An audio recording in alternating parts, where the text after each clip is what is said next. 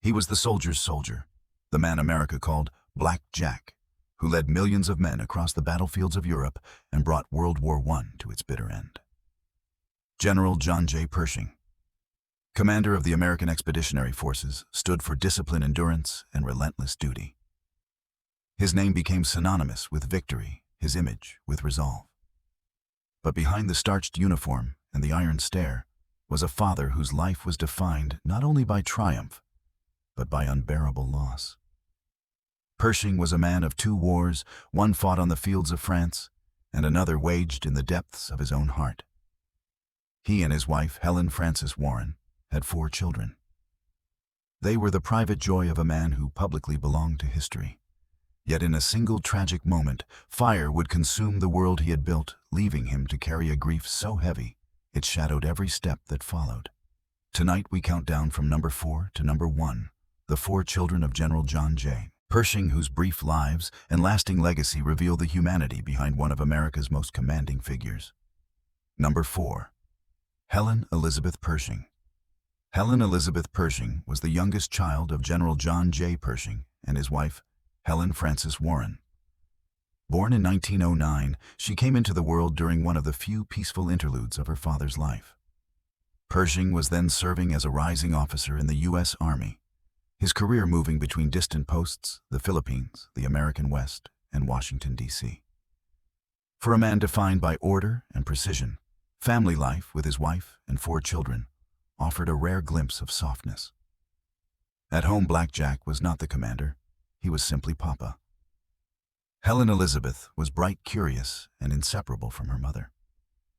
The Pershing household revolved around laughter, piano lessons, and family evenings that defied the rigid world of military life. Yet as Pershing's career advanced, his absences grew longer. When he left for a new command in San Francisco in the spring of 1915, his family stayed behind at the Presidio. He had no way of knowing it would be the last time he saw them alive. On August 27, 1915, tragedy struck with unimaginable force. A fire broke out in the Pershing family's quarters at the Presidio while the general was away. Flames engulfed the house within minutes. Helen Frances Pershing, the general's wife, and 3 of their 4 children, Mary, Margaret, Anne, and Helen Elizabeth, perished before help could reach them. Only 6-year-old Warren, the eldest son, survived, pulled from the blaze by a household staff member. Helen Elizabeth was just 6 years old when she died. The newspapers across the nation carried the story the hero of America's army brought to his knees by a fire that no military could fight. When Pershing received the telegram, witnesses said he read it in silence, then placed his head in his hands. The man who would later command millions was for that moment simply a father destroyed. Helen Elizabeth's death marked the beginning of a lifelong ache for Pershing. Though he never spoke publicly of the fire, his letters hinted at the private torment that defined him thereafter. "No enemy," he once wrote, has ever struck me a blow so cruel as fate itself." Helen Elizabeth Pershing's short life, a child of promise and innocence, became the emotional scar that shaped her father's stoicism. In every campaign that followed, every decision he made, Pershing carried the memory of the home he could not save. Number 3. Anne Pershing. Anne Pershing was born in 1903, the 3rd child of General John J. Pershing and Helen Frances Warren. With her deep brown eyes and quiet strength, she was said to be the most reflective of the Pershing children, a girl who adored reading and often followed her father's career through the clippings and letters her mother kept. Though her father's life revolved around duty and distance, Anne's early years were surrounded by warmth. Her mother, known as Frankie, cultivated a loving household filled with music and education, believing that her children should grow up balanced between discipline and gentleness. When Pershing was sent on extended assignments from the Philippines to the U.S.-Mexico border, Anne and her siblings remained at home, their lives grounded by their mother's steady hand. She grew close to her 2 sisters, Mary Margaret and Helen Elizabeth, and was known to be protective of her little brother Warren, the only boy. Family friends later remembered her as the peacemaker among the siblings, a quiet, thoughtful child with a natural kindness that softened the military order of the household. In 1915, the Pershings were living at the Presidio in San Francisco, one of the most beautiful army posts in the country. That August morning began like any other breakfast lessons and the routine of a young officer's family. But by mid-morning, the unthinkable happened. A servant's cry of smoke became a nightmare that would define the rest of her father's life. Flames swept through the wooden quarters so fast that escape was almost impossible. Anne, only 12 years old, was trapped with her mother and sisters. Despite desperate rescue efforts, none survived.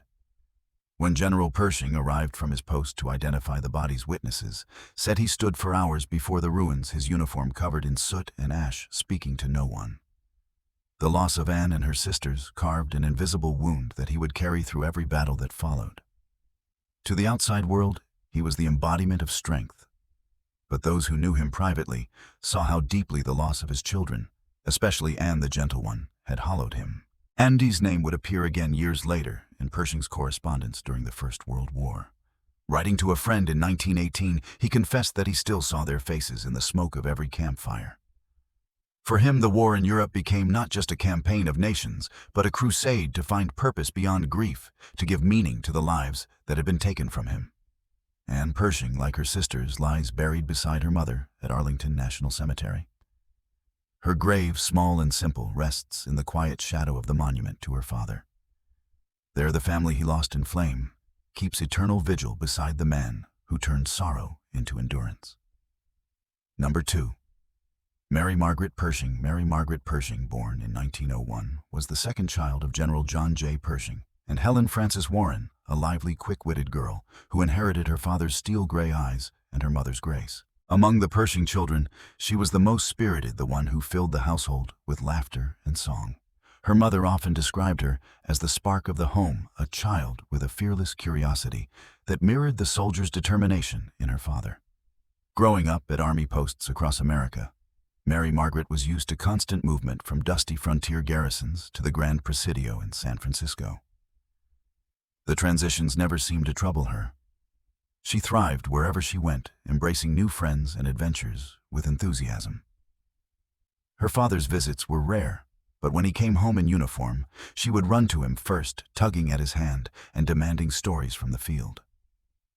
She was the light of his eyes, one family friend recalled years later, and she knew it.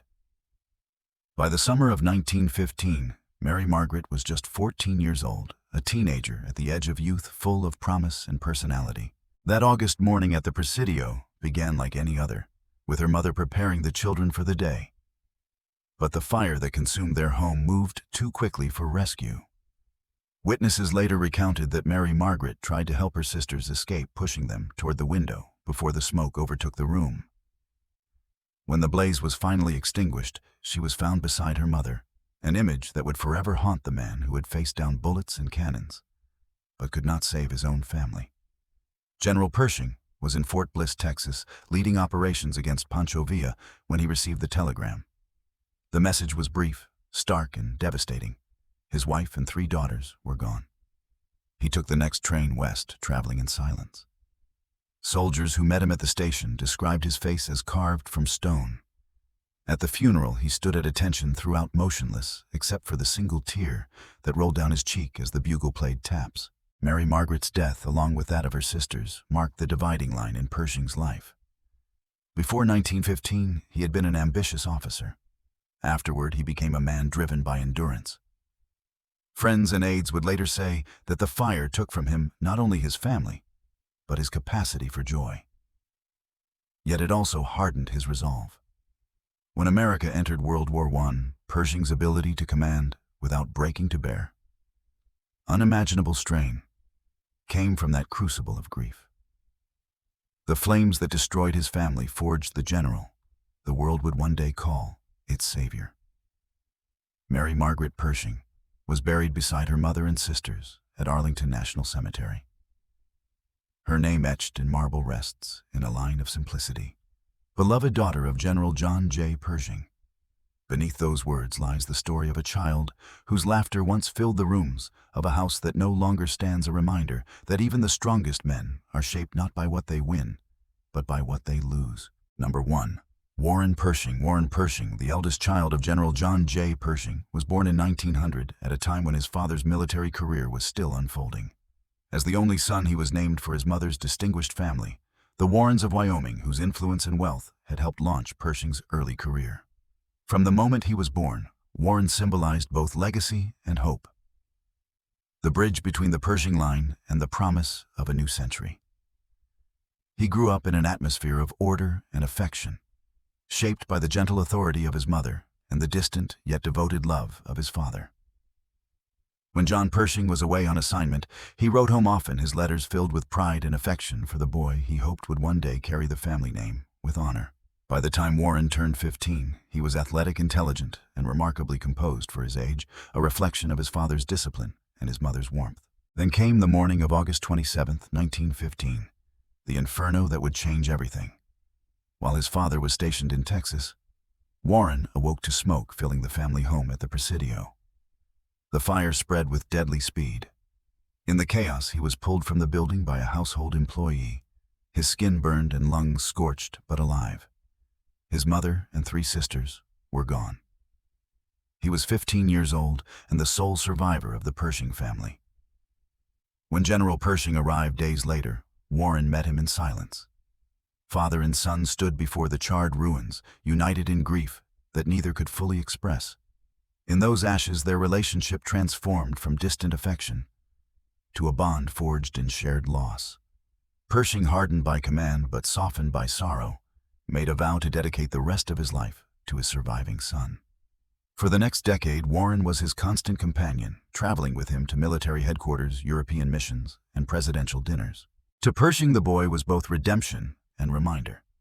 In 1917, when the United States entered World War I, Warren was 17 and desperate to enlist.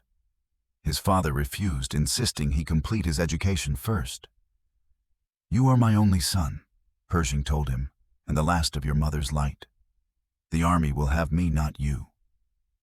Still, Warren followed his father across the Atlantic as a student observer, witnessing the war that would define the general's fame. The young man's grace and maturity impressed everyone who met him. He was often described as a mirror of his father, minus the scars. Tragedy, however, was not finished with the Pershing name. In 1924, while attending Yale University, Warren contracted polio, a disease then poorly understood and rarely survived. Despite every effort to save him, he died within weeks at only 24 years old. The news crushed Pershing. He had lost his wife and daughters to fire. Now fate had taken his only son to illness. For the rest of his life, he kept Warren's photograph on his desk and a lock of his hair in his Bible. When he died in 1948, it was with his son's memory closest to his heart. Warren Pershing's short life embodied the very virtues his father spent a lifetime preaching: courage, composure, and duty. But his death completed the circle of loss that defined John J. Pershing's private world. To history, Pershing was the general who led 1,000,000 men to victory. To himself, he was a father who buried his entire family. The story of General John J. Pershing's 4 children is not simply a family chronicle.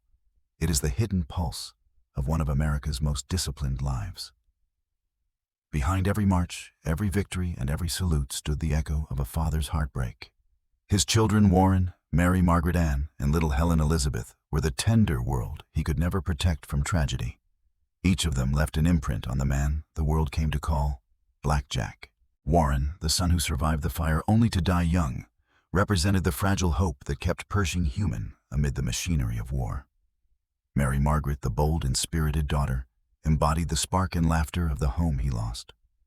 Anne, the gentle and reflective child, mirrored his inner restraint and dignity. And Helen Elizabeth, the youngest, was innocence itself, the life that ended before memory could fully form. When history remembers Pershing, it often paints him as iron, the unbending general who demanded precision and loyalty. Yet in truth, he was a man tempered by sorrow. The fire that consumed his family forged his unyielding self-control. The silence of grief became his armor in battle. His military triumphs, the march to the Meuse-Argonne, the armistice that ended a world war, were victories not only of strategy, but of endurance. They were how he survived. In death, Pershing was buried at Arlington, not far from the graves of his wife and daughters. The general who had commanded millions rests now within sight of the small stones, bearing the names of the 4 lives that defined him. Their presence turns his resting place from a monument of conquest into one of remembrance. The Pershing family's legacy reminds us that even those who seem made of iron are shaped by tenderness and loss. Behind the medals and titles lies the story of a man who conquered continents but could never escape the ache of four small voices that once called him Papa.